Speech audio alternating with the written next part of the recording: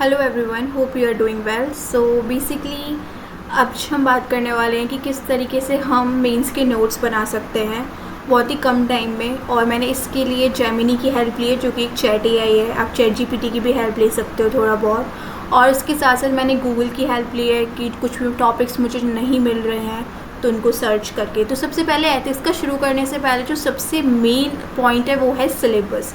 सबसे पहले we have to go through the syllabus first, और उसके बाद आप सिलेबस को डिवाइड कर सकते हो सब टॉपिक्स में, उनके सब पिलर्स में। जैसे कि मैंने सिलेबस का कुछ एसेंस निकाला। फॉर एग्जांपल बेसिक इंट्रोडक्शन की अगर बात करें तो उसमें मैं क्या क्या चीज़ें कवर कर सकती हूँ, जैसे कि dimensions and essays of ethics, basic concepts like morality and value, ethics in public life, ethics in economic life, freedom and discipline, duties and rights, etc.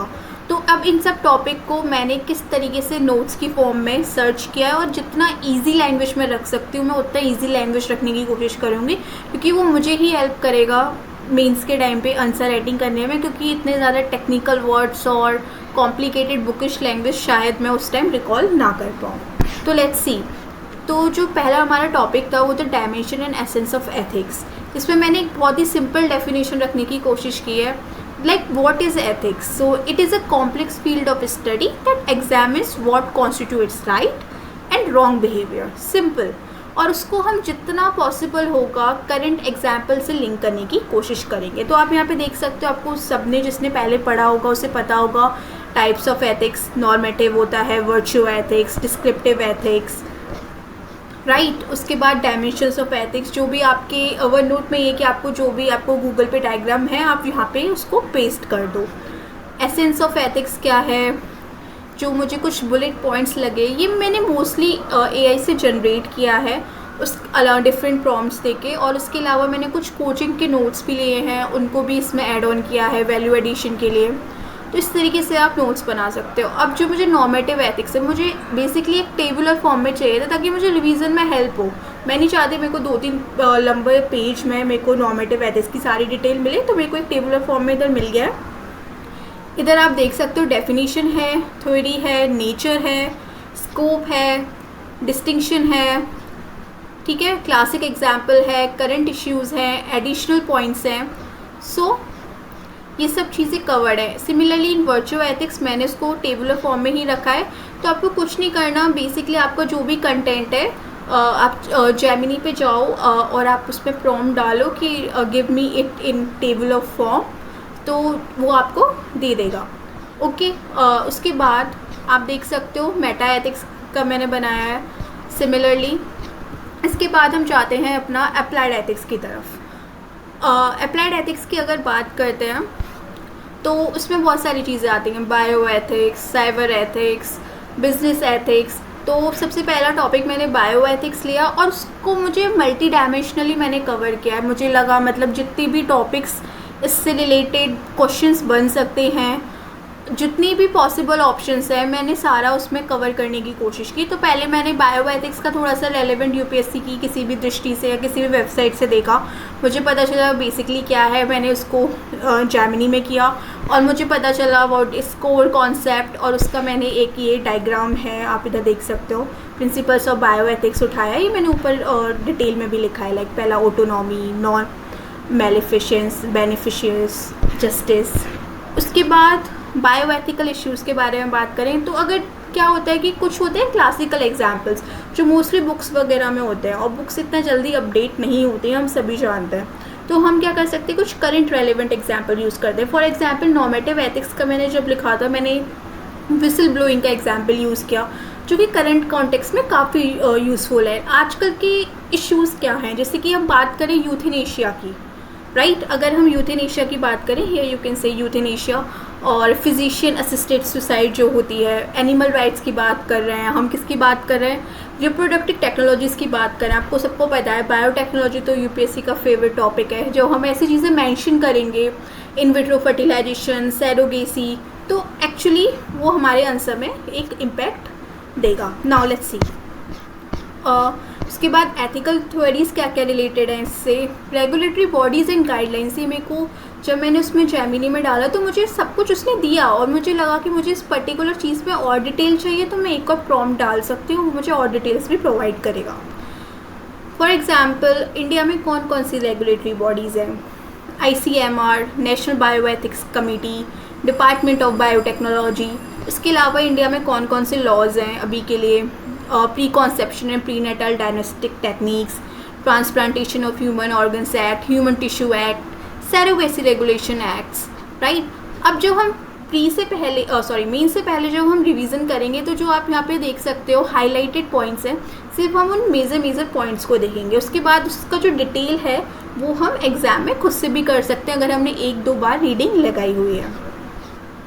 Okay, अब देखते हैं क्या क्या रिकमेंडेशंस थी, क्योंकि ये भी पूछ सकता है। लाइक रेगुलेटरी फ्रेमवर्क्स होने चाहिए, equity and access, institutional support, international collaborations. For example so मैंने इसको थोरोली कवर किया। उसके बाद हम आए एनवायरमेंट एथिक्स पे। Here you can see again nature, scope, types, importance, problem, challenges, suggestions, क्या क्या लॉज हैं एनवायरनमेंट को लेके, ये सब हम प्री में ऑलरेडी पढ़ चुके हैं। Water, air act, environment protection act जो एक अम्ब्रेला लेजिस्लेशन है, इसके अंदर सब कुछ आता है, जितने भी रूल्स हैं, the wildlife protection act, forest conservation acts. Laws world में कौन से हैं सबको पता है, UNFCCC, रियो डिक्लेरेशन और क्योटो प्रोटोकॉल, मॉन्ट्रियल प्रोटोकॉल, ये सब हम मेंशन कर सकते हैं। करंट एग्जाम्पल्स जैसे डिफॉरेस्टेशन से रिलेटेड कर सकते हो, आप कोई भी रिपोर्ट को मेंशन कर सकते हो, कोई भी डेटा मेंशन कर सकते हो। उसके बाद सबसे जो मोस्ट इंपॉर्टेंट है, अब इसको हमने पॉलिटी से भी लिंक किया। पॉलिटी से कैसे लिंक किया, अगर हम बात करें जजमेंट्स की, जैसे कि मैंने बाद में डाला कि मुझे लगा मैं 1-2 जजमेंट अगर कोट करूँगी तो मेरा और अच्छा आंसर राइटिंग को मैं ग्लोरीफाई कर सकती हूँ। तो मैंने सर्च किया तो मुझे कुछ ये केसेस मिले। MC मेहता केस 1986 का ही तो हम सबको पता है, सबको मोस्टली हर सभी को पता होता है, लेकिन उसके अलावा अगर हम 1-2 केसेस और डालें, for example Vellore citizens welfare form versus union of India, right, rural litigation and entitlement Kendra versus state of Uttar Pradesh, जो किससे रिलेटेड था, balancing development and environment sustainable practices को लेकर था। TN गोदावरमन केस था, वो प्रोटेक्टिंग वाइल्ड लाइफ और इकोलॉजिकल बैलेंस को लेकर था। तो हम ये सारी चीज़ें भी मेंशन करेंगे, तो वो जो हमारी कॉपी है उसको, हमारे आंसर जो है उसको बाकी लोगों से थोड़ा अलग दिखाएगा, तो ऑब्वियसली हमें 1 मार्क्स एक्स्ट्रा बेनिफिट होगा। नाउ लेट्स सी, सिमिलरली मैंने बिजनेस एथिक्स का टॉपिक प्रिपेयर किया है। आप जैसे देख सकते हो बेनिफिट्स, प्रिंसिपल्स क्या होने चाहिए, आप इसको जैसे प्रिंसिपल्स मैंने ऐसे नोट डाउन किए, आप इसको एज अ फ्लो चार्ट ऐसा सर्कल बना के और साइड में लिख के, फॉर एग्जांपल ऐसा सर्कल बनाया और यहाँ पे हमने लिख दिया honesty, fairness, environment responsibility, social responsibility, accountability. इस तरीके से आप ऐसा फ्लो डायग्राम टाइप वहाँ पे बना सकते हो अपने आंसर में, जो काफ़ी कूल लगेगा देखने में। नाउ अनएथिकल एग्जाम्पल्स क्या हैं, सबको पता है, ब्राइवरी, इनसाइडर ट्रेनिंग, डिस्क्रिमिनेशन, हम सभी को ये चीज़ पता है, लेकिन जब तक आप रिवाइज नहीं करोगे तो I am pretty sure during like answer writing आपको एग्जामिनेशन हॉल में सब पॉइंट्स याद नहीं आएंगे, क्योंकि 7 मिनट में आपको आंसर लिखना है अगेन।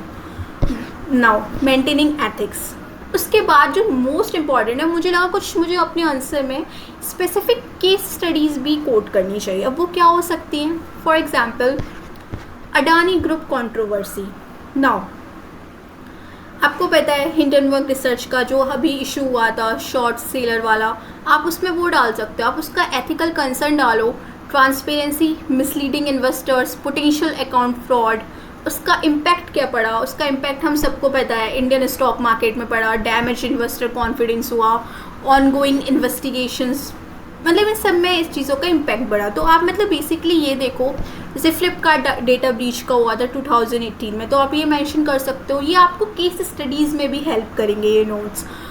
इशू क्या था, एथिकल कंसर्न था, इम्पैक्ट क्या था, और ये भी मैंने AI की हेल्प से ही जनरेट किया है, इतने लॉजिकल मतलब इतनी ऑर्गेनाइज्ड फॉर्म में कि आपको इशू दिया, एथिकल कंसर्न दिया और उसका इम्पैक्ट दिया। Now for example Zomato delivery rider strike का भी था, एक unethical legal practice garment industry में, ये अभी भी ऑन गोइंग है। पब्लिक सेक्टर बैंक के जो PSB में जो जितना भी लोन डिफ़ॉल्ट होता है, NPA होता है, उस सब के बारे में, उसका एथिकल कंसर्न क्या है। तो ये मल्टीपल एग्जाम्पल आप मल्टीपल जगह कोट कर सकते हो। आप ये सब अपना बेसिक इंट्रोडक्शन में ही चीज़ें कवर कर रहे हो तो आपको पता है कि आपको कितना हेल्प होने वाला है। अगर आपका बेसिक्स स्ट्रॉन्ग है तो आप किसी भी तरीके से उसको और भी डिटेल में एक्सप्लेन करके एटलीस्ट 150 to 250 वर्ड्स आप लिख सकते हो ईजिली। नाउ अगेन मुझे लगा जजमेंट्स, इससे भी रिलेटेड हम पॉलिटी से रिलेट करते हैं, एक दो जजमेंट्स भी डाल देंगे उसमें। तो कौन कौन से जजमेंट्स आए? मिसलीडिंग एड्स से रिलेटेड एक जजमेंट था, Sutlej management service. I am not saying कि सबका रट्टा मारो, 5 हैं, पिक एनी 2 फ्रॉम इट जो आपको ईजी लगता है। एथिकल मार्केटिंग से रिलेटेड जैसे कि कोई जजमेंट आपको बताना है तो आप बता दो यूनियन ऑफ इंडिया और मैकडोवेल वाला। फाइनेंशियल मार्केट कंडक्ट से रिलेटेड आपको ये तो ईजिली याद हो जाएगा, सेबी और सहारा इंडियन रियल स्टेट वाला, ये तो हम पढ़ते भी हैं। इसमें ट्रांसपेरेंसी की बात की है, इन्वेस्टर प्रोटेक्शन की बात की है, एथिकल बिहेवियर की बात की है। क्योंकि आप ऐसा नहीं कर सकते हो कि आप सिर्फ इशू डालो और सिर्फ जजमेंट डालो। अगर ये एथिक्स का क्वेश्चन है, क्योंकि ये पॉलिटी का क्वेश्चन है, एथिक्स का क्वेश्चन है, तो आपको उसमें डालना भी पड़ेगा उसके एथिकल इम्पैक्ट्स क्या पड़ने वाले हैं, कंसर्न क्या है, तो ये सब चीज़ें भी मेंशन करनी पड़ेगी। Now let's move ahead and okay so या इंडियन वर्सेस वेस्टर्न पर्सपेक्टिव, अब इसके बारे में हम देखते हैं।